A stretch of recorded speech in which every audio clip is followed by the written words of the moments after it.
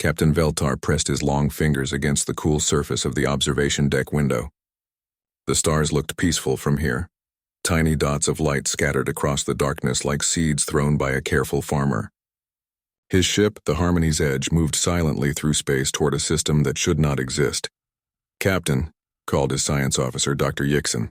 Her blue skin showed the pale spots that meant she was excited. "The readings are getting stronger. There are definitely 2 worlds with intelligent life in this system." Veltar nodded but felt worried. The Galactic Council had sent them to investigate strange signals from this area. The signals suggested 2 different civilizations, both sending out radio waves and other signs of technology. This should have been good news. Finding new intelligent life was always a reason to celebrate, but something felt wrong. The computer systems kept showing warnings about this star system. The planets here were listed as Deathworlds in the old databases. These were worlds where life should not be able to survive, let alone grow smart enough to build machines and send signals into space. "What do the sensors tell us about these worlds?" Veltar asked. Dr. Yixon looked at her screen and made a soft whistling sound of surprise. "Captain, these readings cannot be right. The first world has gravity that is almost twice what we consider safe. Its atmosphere has dangerous levels of oxygen. The surface is covered with violent weather patterns and toxic plant life. And the second world? Even worse. Desert conditions cover most of the surface. The temperature changes are extreme. Radiation levels would kill most known life forms within hours. Both worlds should be empty of life, not full of it." Veltar felt his stomach twist with worry. In all his years serving the Galactic Council, he had learned to trust his instincts. Right now, those instincts were telling him to turn around and leave this system far behind. "Captain," his communications officer called out, "I am picking up messages between the 2 worlds. But they are not friendly messages." "What do you mean?" "They appear to be military communications, battle plans, threat assessments." "Captain, I think these 2 civilizations are at war with each other." Before Veltar could respond, alarms began ringing throughout the ship. The tactical officer, a tall creature with 4 arms, spoke in a voice tight with fear. "Captain, we have multiple ships approaching fast. 2 separate fleets coming from both planets. They are moving toward us." On the main screen, dozens of ships appeared. They were unlike anything in the Council databases. The ships from the first world were sleek and white, covered with strange markings. The ships from the second world were darker, with sharp edges and spikes that made them look like metal predators. "Are they trying to communicate with us?" Veltar asked. "Yes, sir, but..." The communications officer paused. "They are not trying to talk to us. They are talking to each other. And they both think we belong to their enemy." Veltar watched the 2 fleets spread out around his ship. The formations were perfect, like they had practiced this dance of war many times before. Each fleet moved as if it was a single living creature, every ship knowing exactly where it needed to be. "Captain," Dr. Yixon whispered, "look at how they fly. Look at those formations. No civilized species fights like this. This is how predators hunt." Veltar finished her thought. The first communication came from the white ships. The translation software worked quickly, turning the alien words into something the Council crew could understand. "Unknown vessels, you will identify yourselves immediately. If you are working with the Krexai, you will be destroyed. If you are here to help humanity, you will prove it now." Before Veltar could respond, a message came from the dark, spiky ships. "Intruders in our territory, you will surrender or die. If you serve the weak humans, you share their fate. If you have come to join the Krexai in glorious battle, you will prove your worth through combat." Veltar looked around his bridge. His crew were all peaceful species, scientists and diplomats who had never seen real warfare. They stared at the screens with wide eyes and pale skin, unable to believe what they were hearing. "Sir," the tactical officer said in a shaking voice, "both fleets are charging their weapons. I am reading energy signatures unlike anything in our databases. These weapons. Captain, I think they could cut through our shields like they were made of air." "Open a channel to both fleets," Veltar ordered. "This is Captain Veltar of the Galactic Council ship Harmony's Edge. We come in peace to make contact with your civilizations. We are not aligned with either of your species. We wish only to talk." The response was immediate. Both fleets fired warning shots that passed close enough to the Council ship to make the hull ring like a bell. The energy readings from those shots made the ship's computers scream warnings. "They do not believe us," Dr. Yixin said. "Captain, each species thinks we are allied with their enemy. They have been fighting each other for so long that they cannot imagine anyone being neutral." More messages flooded in. The humans demanded that the Council ship prove it was not working with the reptilian killers. The HFY ordered the Council ship to demonstrate it was not helping the soft-skinned weaklings. Veltar realized with growing horror that both species were preparing to attack, not just his ship but each other. His vessel was caught in the middle of what was about to become a three-way battle. "Captain," the tactical officer called out, "I am detecting something impossible. The human ships are launching small craft, but the life signs inside those craft, they are still alive in the vacuum of space. How is that possible?" "The HFY are doing the same thing," Dr. Yixin added. "But their small craft are not even sealed. The crew inside should be dead from radiation exposure, but they are not only alive, they appear to be excited." On the main screen, dozens of small fighter craft poured out of both fleets. The pilots inside these craft were operating in conditions that would kill any Council species within seconds. Yet they flew their ships with skill that made veteran Council pilots look like children playing with toys. "Sir," the communications officer said, in a voice barely above a whisper, "I am picking up communications from those fighter pilots. They are not afraid. They are happy. They are looking forward to this fight." Veltar felt something cold settle in his stomach. He had read the old stories, the legends that most Council species dismissed as myths, stories about worlds so dangerous that they created beings unlike anything else in the galaxy, creatures that grew strong in conditions that would kill normal life, beings that fought not because they had to, but because it was what they were made for. The stories called them Deathworlders. "All hands prepare for evasive maneuvers," Veltar ordered. "And send a priority message to Council headquarters. Tell them we have found something that was supposed to be impossible. Tell them the myths are real." Outside the ship, 2 fleets of impossible warriors prepared to show the galaxy what happened when Deathworlders collided. The first shots lit up space like angry stars. Captain Veltar gripped his command chair as his ship shook from the force of nearby explosions. The human and HFY fleets had opened fire on each other, with the Council vessel trapped in the middle. "Evasive maneuvers," Veltar shouted over the noise of alarms. Through the chaos, he watched something that made his blood run cold. The human and HFY fighters were not just shooting at each other. They were dancing. Every move, every turn, every shot was perfect. These beings fought like they had been born for war. "Captain," Dr. Yixin called out from her science station, "one of the human fighters has been hit. The pilot should be dead, but she is still fighting." On the main screen, a small human ship spun out of control, its hull torn open and bleeding atmosphere. Any normal pilot would have died instantly, but the human inside kept firing her weapons while her ship tumbled through space. She hit 2 HFY fighters before her craft finally exploded. "Impossible," whispered the tactical officer. "No one can survive that kind of damage." A new alarm sounded. "Captain," the communications officer said, "we are being boarded. Something has attached to our hull." "Which fleet sent boarding craft?" Veltar asked. "Both of them, sir. We have humans on deck 7 and HFY on deck 12. They are fighting their way toward the bridge." Veltar felt sick. His ship was designed for peaceful exploration, not combat. His crew were scientists and diplomats, not soldiers. They had no weapons, no armor, no way to fight off borders. "Security teams to both locations," he ordered, knowing it was useless. Council security officers were trained to handle unruly passengers, not warriors from death worlds. The reports came back quickly, and they were terrifying. "Sir?" called the security chief, his voice shaking. "The human boarding party consists of just 3 individuals. They cut through our hull with some kind of hand tool, then walked into our ship without environment suits. They are breathing our atmosphere like it was normal air. What about the HFY?" "5 of them, sir. They are 7 feet tall and covered in natural armor. One of them was shot by our stun weapons 4 times. It just made him angry." On the security screens, Veltar watched both groups move through his ship. The humans moved like flowing water, smooth and quiet. They seemed to know exactly where to go without checking maps or asking directions. The lead human was a female with short dark hair and scars on her arms. She carried weapons that looked too heavy for her small frame, but she handled them like they weighed nothing. The Krexhai moved differently.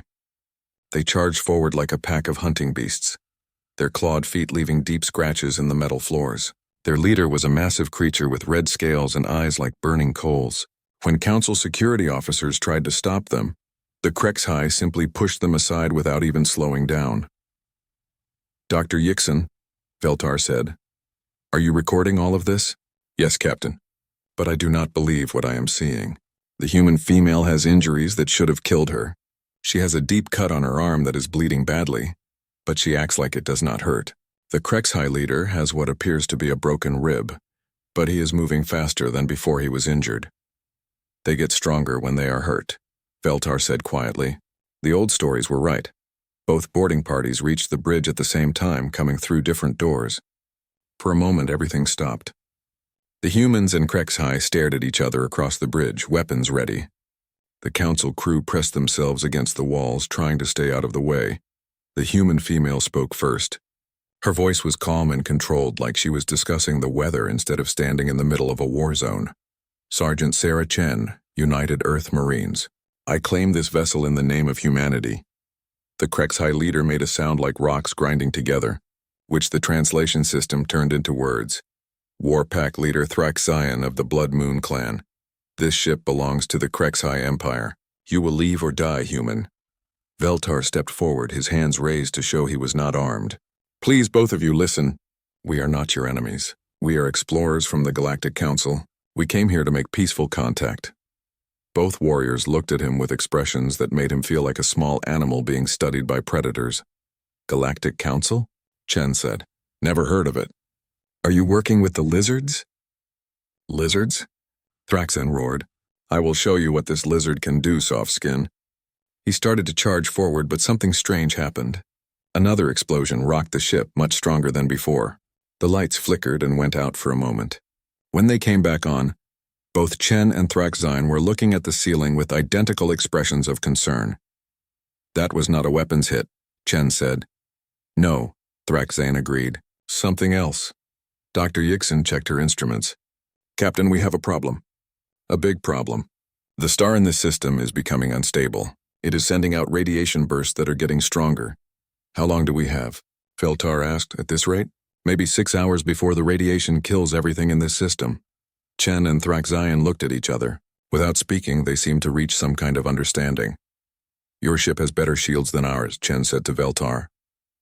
"Yes, but we can fix things that you cannot," Thraxion added. "Our people know how to work with dangerous radiation." Veltar stared at them. "Are you suggesting we work together?" "The star does not care if we are human or Krexhai or whatever you are," Chen said.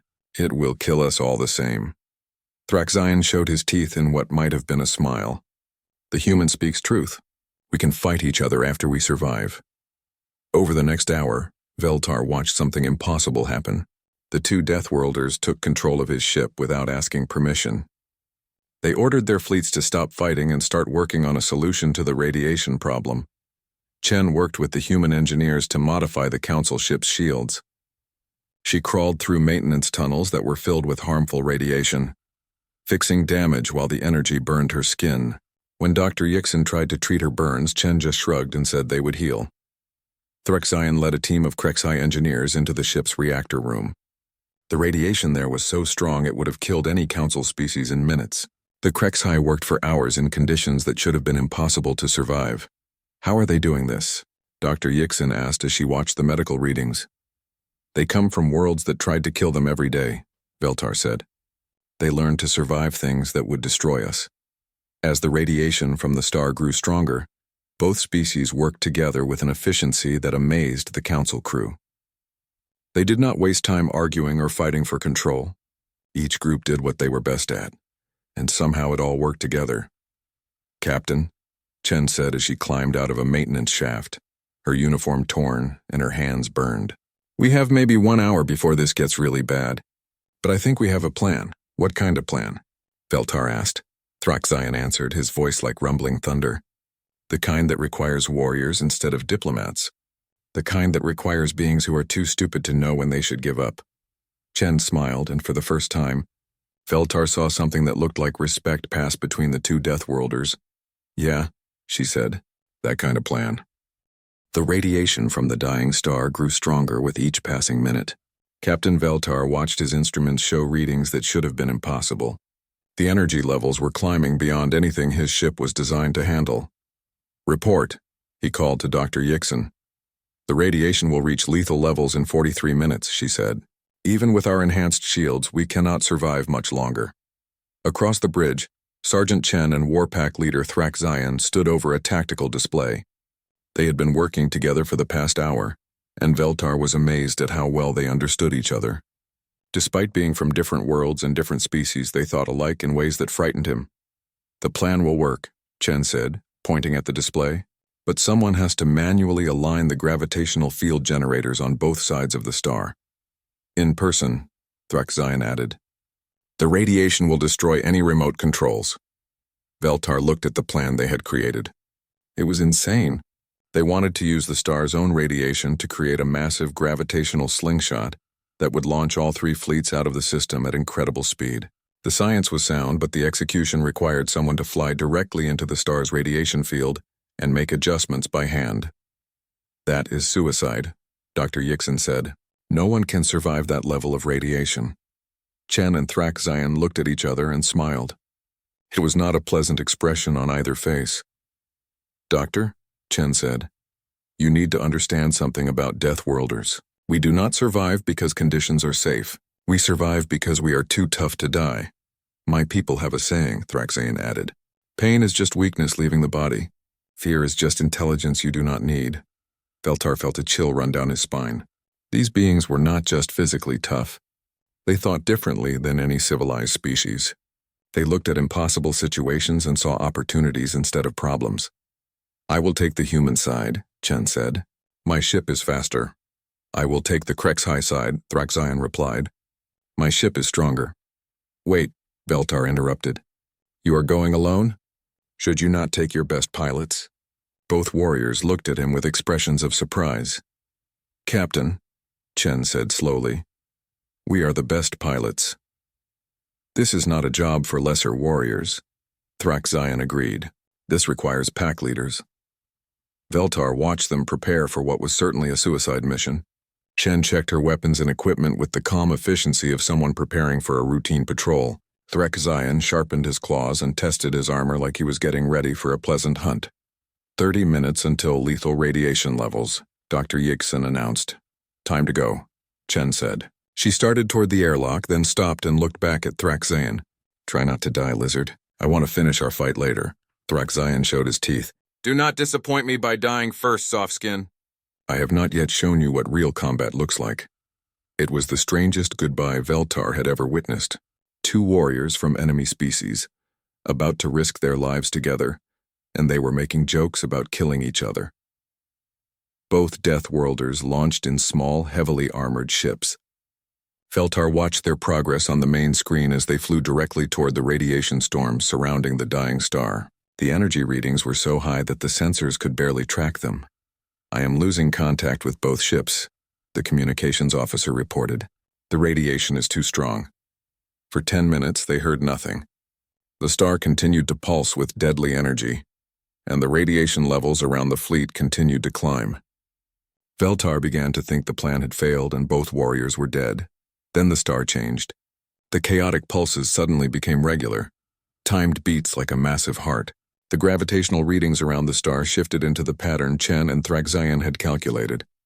"It is working," Dr. Yixon shouted. "The gravitational field is stabilizing." But the radiation was still climbing. According to the plan, both pilots should have returned by now.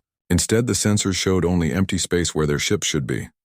"Captain," the tactical officer said quietly, "I am reading 2 life signs near the star, but they are not in ships anymore." On the screen, enhanced by the ship's most powerful sensors, 2 tiny figures could be seen floating in space near the star's surface. They were working on the gravitational generators with hand tools, their bodies exposed to radiation that should have killed them instantly. "Impossible," Dr. Yixon whispered. "Nothing can survive in that environment." As they watched, the 2 figures finished their work and began moving away from the star. But they were not flying. They were somehow using their own bodies to navigate through space, like swimmers in an ocean of deadly energy. 5 minutes until slingshot activation, Dr. Yixon announced. The two figures were still too far from the fleet to be rescued. Even if they survived the radiation, they would be left behind when the gravitational slingshot launched the ships out of the system.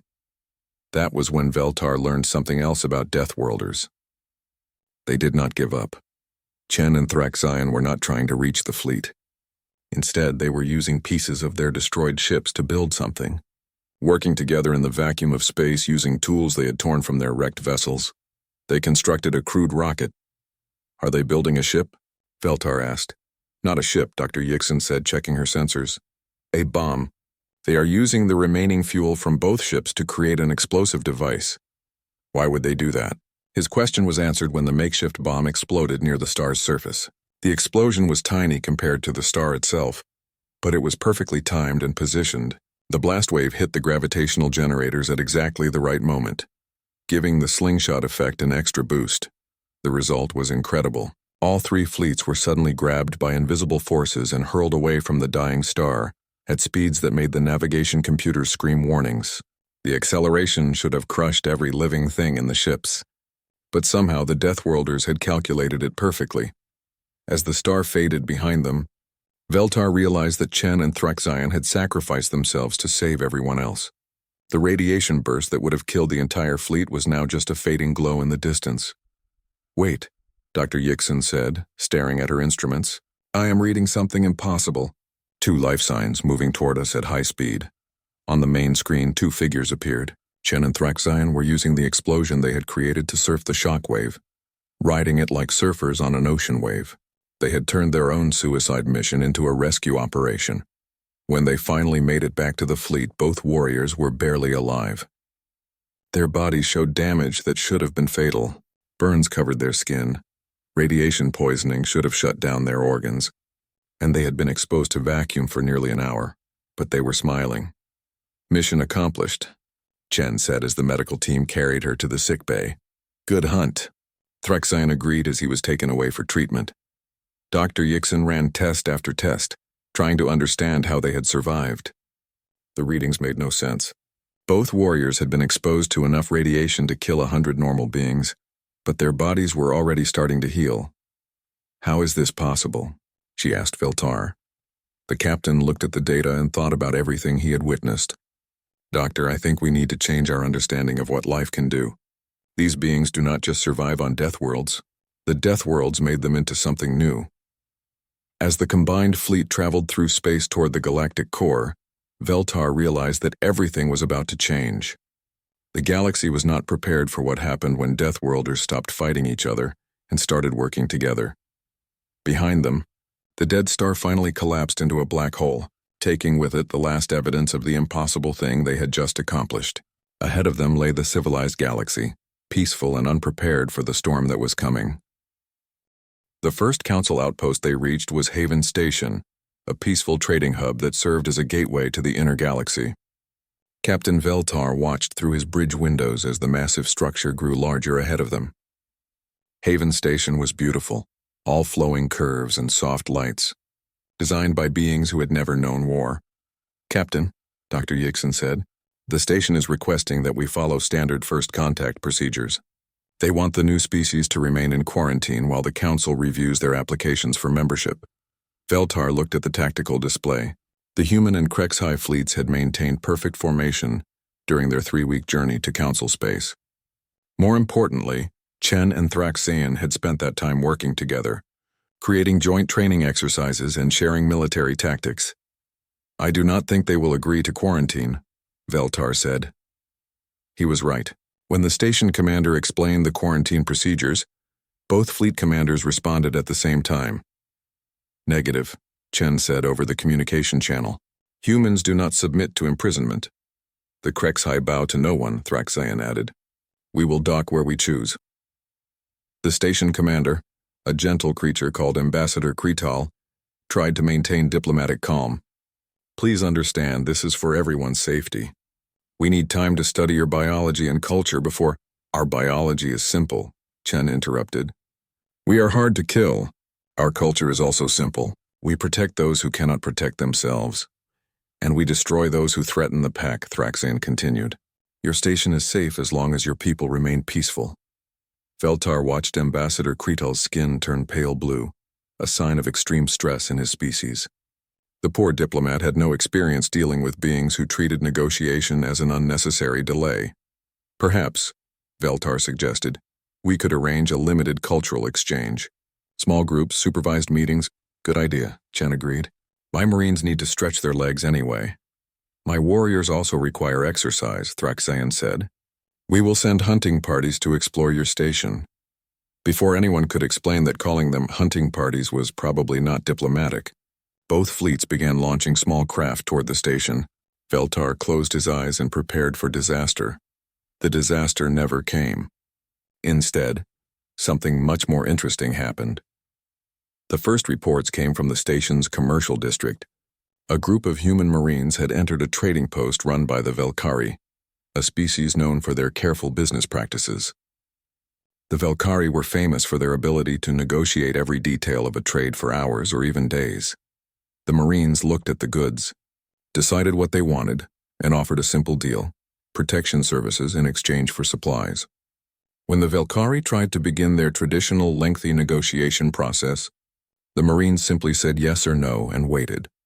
The Velkari were so confused by this direct approach that they agreed immediately, just to see what would happen next. Meanwhile, a group of Krexhai warriors had found the station's security center. The local security force, trained for handling minor disputes between traders, were terrified when 7-foot-tall predators walked into their office. But the Krexhai were not there to cause trouble. They had noticed several small problems around the station: broken equipment, blocked passages, minor safety hazards, and they simply fixed them.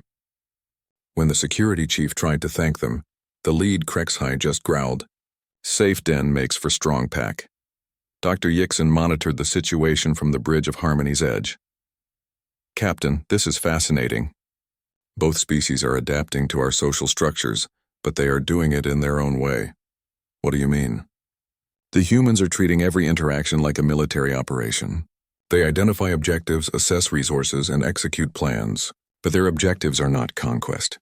They want to establish trade relationships and gather intelligence about potential threats. And the Krexhai?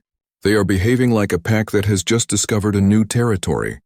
They are marking boundaries, establishing dominance hierarchies, and identifying resources, but they are also protecting the station like it belongs to them now." Over the following days, both species continued to surprise the Council observers. The humans proved to be excellent traders, but they had unusual priorities. They were less interested in luxury goods and more focused on acquiring information, technology, and materials that could be used for construction or defense. The Krexhai were equally surprising. Despite their fearsome appearance, they showed a natural talent for organization and logistics. They improved the station's efficiency by reorganizing cargo flows and security patterns, treating the entire structure like a military base that needed optimization. But the most interesting development was the partnership between Chen and Thraxayan. They had established what they called a joint operations center in one of the station's unused sections. Both species sent their best people to work together, sharing knowledge and creating new tactics. "They are learning from each other," Dr. Yixon observed. "The humans are becoming more aggressive and direct. The Krexhai are becoming more flexible and adaptive." Ambassador Kretal was less enthusiastic. "They are turning my peaceful station into a military base. They have established patrol routes, security checkpoints, and training areas. The other traders are starting to complain." "Are they causing harm?" Veltar asked. "Well, no. Actually, the station has never been more secure. Crime has dropped to zero. Trade disputes are being resolved quickly, and several species have commented that they feel safer here than anywhere else in Council space." "Then what is the problem?" "The problem is that they are doing all of this without asking permission. They are not following proper procedures or filing the correct forms. They are just doing things." Veltar understood the ambassador's frustration. The council system was built on careful discussion and consensus. Decisions were made slowly, after much deliberation and many meetings. The Deathworlders had no patience for this process. When the station's waste recycling system broke down, the council's normal response would have been to form a committee to study the problem, request bids from repair companies, and schedule the work for sometime next month. The humans and Krexhai fixed it in 6 hours. When a trader complained that his shipment had been delayed due to pirates in a nearby system, the Council's normal response would have been to file a report with the appropriate authorities and wait for them to investigate. A joint human Krexhai patrol found the pirates and eliminated the threat in 2 days. They are not trying to take over, Dr. Yixon explained to Ambassador Creedle. They are trying to help, but they help in the only way they know how, by identifying problems and solving them immediately. But this is not how civilized beings behave, the ambassador protested. Perhaps, Veltar said quietly. That is because they are not civilized in the way we understand the term. They come from worlds where thinking too long about a problem means dying. They have learned to act first and discuss later. The real test came when a council inspection team arrived to evaluate the Deathworlders for potential membership. The inspectors were senior diplomats from several species, all of them experts in judging whether new civilizations were ready to join galactic society. They met with Chen and Thraxion in the station's main conference room. Feltar was allowed to observe, and he watched with fascination as two very different approaches to communication collided. We need to understand your political systems, the lead inspector said. How do your people make decisions? Who has authority in your societies? Chen and Thraxion looked at each other, and Veltar could see them having one of their silent conversations. Humans make decisions based on democracy and individual rights, Chen said. Authority belongs to those who can protect and serve the community. Krexhai make decisions based on pack hierarchy and proven strength, Thraxion added. Authority belongs to those who have earned it through combat and wisdom. Those are very different systems, the inspector noted. How do you resolve conflicts between them? We do not, Chen said simply. We work together when we have common goals. We fight when we do not, but we respect each other either way. Fighting is not acceptable in civilized society, another inspector said. Disputes must be resolved through discussion and compromise. Thraxion made a sound that might have been laughter. And what do you do when discussion fails? When compromise is impossible? When someone threatens your people and will not listen to words? We continue talking. We find mediators. We explore options. You die, Chen said bluntly. While you are talking, your people die. The inspection did not go well. The inspectors left with serious concerns about whether the Deathworlders could integrate into peaceful galactic society. Their report recommended extended observation and gradual cultural education. But 3 days later, everything changed. The alarms started ringing in the middle of the station's night cycle. Long-range sensors had detected a massive fleet approaching the system, moving at impossible speed. The ships were unlike anything in Council databases, black angular vessels that seemed to absorb light instead of reflecting it. What are they? Ambassador Kretal asked as emergency broadcasts went out to all Council ships in the area. Dr. Yixon checked her readings and felt her blood turn cold. The Devourer fleet arrived like a storm made of metal and death. 300 black ships spread across space in perfect formation, their hulls absorbing all light until they looked like holes cut in reality itself. Captain Veltar watched from the bridge of Harmony's Edge as sensors struggled to get clear readings on the enemy vessels. Energy signatures are beyond our measurement scales, Dr. Yixon reported. Each ship appears to be powered by technology we do not understand. What about our evacuation? Veltar asked. The civilian ships are away, but the cargo haulers are too slow. The Devourers will catch them in less than an hour. Through the bridge windows, Veltar could see the human and Krexhai fleets taking defensive positions around Haven Station. 50 ships against 300. It should have been suicide, but neither Chen nor Thraxion seemed concerned. Captain, the communications officer called out, I am receiving a transmission from the Devourer fleet. Put it on screen. The image that appeared made everyone on the bridge step backward. The Devourer commander was a nightmare of metal and organic parts, its face a mixture of rotting flesh and mechanical components. When it spoke, its voice sounded like grinding gears mixed with dying screams. Organic life forms, you will surrender immediately. Resistance will result in consumption. Your biological matter will be harvested for the glory of the collective. Before Veltar could respond, another voice cut across the channel, Chen's voice calm and professional. Devourer Fleet, this is Sergeant Sarah Chen of the United Earth Marines. You are ordered to withdraw from the system immediately. The Devourer commander made a sound like breaking glass. Primitive organic, you dare give orders to the collective? We have consumed 1,000 worlds. Your species will be nothing but protein in our feeding tanks. That's where you're wrong, Chen replied. You see, there's something you don't understand about humans. We're really good at breaking things that think they can't be broken. Thraxian's voice joined the conversation. And there is something you do not understand about the Krexhai. We have been waiting our entire lives for a worthy enemy. You will provide excellent hunting. The Devourer fleet attacked without warning. Beams of energy that could cut through asteroids lanced out toward the Deathworlder ships. Any normal fleet would have been destroyed in the first salvo, but the Deathworlder ships danced. Veltar watched in amazement as human and Krexhai vessels moved through the deadly fire like it was a training exercise. They did not just dodge the attacks, they used them. Human ships led Devourer fire into Krexhai attack formations, while Krexhai vessels absorbed hits that would have destroyed other ships and kept fighting. Impossible, Dr. Yixin whispered. They are using the enemy's own weapons against them. The first Devourer ship died when a human destroyer somehow got inside its shields and fired every weapon it had directly into the enemy's hull. The explosion lit up space like a new star. The second Devourer ship was destroyed by a Krexhai cruiser that simply rammed it at full speed. The impact destroyed both ships, but the Krexhai crew had already evacuated to other vessels, leaving behind only volunteers who considered dying in battle to be the highest honor. They are not just fighting, Veltar realized. They are hunting. The Devourers have never faced opponents who enjoy combat. Over the next 2 hours, the Deathworlders turned the battle into a lesson in controlled violence. They did not try to match the Devourers ship for ship.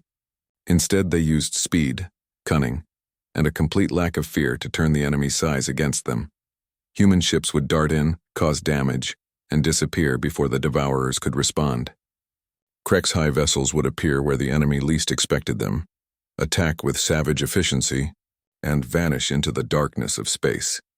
But the real turning point came when Chen and Thraxian launched their personal assault on the Devourer command ship. Captain, the tactical officer reported, 2 small craft have launched from the Deathworlder fleet. They are heading directly for the largest enemy vessel. That is suicide, Veltar said. Even their small ships cannot survive a direct assault on a command ship that size. He was right. Both ships were destroyed before they reached their target. But Chen and Thraxian were not in them anymore. The 2 warriors had used their ships as delivery vehicles, ejecting at the last moment and using personal propulsion systems to land on the Devourer command ship's hull. Security cameras showed them cutting through the armor with hand tools, their bodies protected by suits that should not have been able to function in the energy field around the enemy vessel. They are inside the ship, Dr. Yixin announced, tracking their life signs. But Captain, the readings make no sense. The interior of that ship should be lethal to organic life. Not to Deathworlders, Veltar said. I think we are about to see what happens when beings who cannot be killed meet beings who think they cannot die. The reports from inside the Devourer ship came from security feeds that somehow made their way to the council vessel. Veltar watched as Chen and Thraxian fought their way through corridors filled with mechanical horrors. The Devourers had expected resistance, but not resistance like this. Their mechanical soldiers were designed to overwhelm organic enemies through superior numbers and firepower. They were not prepared for opponents who fought harder when they were outnumbered, who became more dangerous when they were injured, and who treated impossible odds as motivation rather than discouragement. Chen moved through the ship like a force of nature, her weapons never seeming to run out of ammunition. When her guns were destroyed, she used explosives. When her explosives were gone, she used pieces of the ship itself as weapons. Thraxian was even more terrifying. The Krexhai warrior fought with claws and teeth when his weapons failed, tearing through mechanical enemies with natural weapons that had been honed by evolution on a world that killed the weak. When he was injured, he used his own blood to short-circuit enemy systems. They are not just fighting, Dr. Yixin observed. They are learning. Watch. They are adapting to each new type of enemy they encounter. It was true. Every time the Devourers sent a new type of mechanical soldier against them, the 2 Deathworlders would study it, find its weakness, and develop a counter-tactic within minutes. The end came when they reached the ship's command center. The Devourer leader was waiting for them, surrounded by the most advanced mechanical guards in its fleet. The battle lasted less than 5 minutes. When it was over, Chen and Thraxane stood over the destroyed remains of the Devourer commander. Both warriors were covered in wounds that would have killed normal beings 10 times over. Both were still fighting. "Target destroyed," Chen reported over the communication channel, her voice steady despite the fact that she was clearly dying from her injuries. "Command structure eliminated," Thraxane added, sounding like he was discussing the weather instead of standing in the wreckage of the most dangerous ship in the galaxy. With their command ship destroyed, the rest of the Devourer fleet began to retreat. But the Deathworlders were not finished. Working together, the human and Krexhai fleets pursued the fleeing enemy, destroying ship after ship until only a handful escaped into the darkness between stars. When the battle was over, Feltar found himself looking at a completely changed galaxy. The Devourers, the ancient enemy that had once consumed half of known space, had been defeated by 50 ships crewed by beings from impossible worlds. "Dr. Yixon," he said quietly, "what have we learned about Deathworlders?" She looked at her readings and shook her head in amazement. "That we understand nothing, Captain. These beings do not just survive impossible conditions. They thrive in them. They do not just fight when they must. They fight because it is what they were made for." The rescue ships found Chen and Thraxine floating in the wreckage of the Devourer command ship, both unconscious but somehow still alive. The medical team said their survival was impossible, but by now, Feltar was learning not to use that word around Deathworlders. 3 days later, both warriors were back on their feet, comparing scars and planning their next training exercise. "The galaxy has changed," Ambassador Kretal said as he watched human and Krexhai crews working together to repair Haven Station. "These beings are not like any species we have ever encountered." "No," Feltar agreed. "They are something new, or perhaps something very old that we had forgotten was possible." The Council's response was swift and unanimous. Both species were granted immediate full membership, with all the rights and responsibilities that came with it. More importantly, they were given joint authority over galactic defense. The Deathworlder Compact, Dr. Yixon called it, an alliance of species that have learned to turn survival into an art form. Feltar watched as the first joint human Krexhai patrol ships launched from Haven Station, heading out toward the edge of known space where new threats might be waiting. Chen and Thraxine commanded the lead ship, their partnership having evolved into something that transcended species. "What are they looking for out there?" he asked. Chen's voice came over the communication system, clear and confident. "Whatever comes next, Captain. The galaxy is a dangerous place, and someone needs to make sure the dangerous things know they're not the only predators in the dark."